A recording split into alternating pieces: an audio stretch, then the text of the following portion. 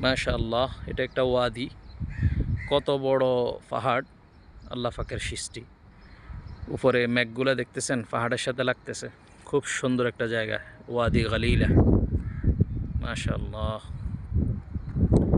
গতকাল বৃষ্টি হওয়াতে পাহাড়গুলো খুব সুন্দর রূপ ধারণ করেছে। পরিবেশটা মাশাআল্লাহ খুব সুন্দর।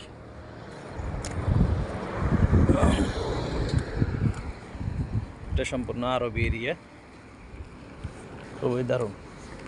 ওই যে ওইদিকে দেখেন পাহাড়, মেঘগুলা পাহাড়ের সাথে বাড়ি খেতেছে।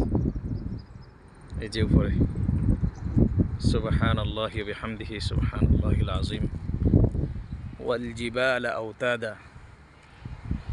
পাহাড়গুলোকে পেরেক স্বরূপ রাখা হয়েছে।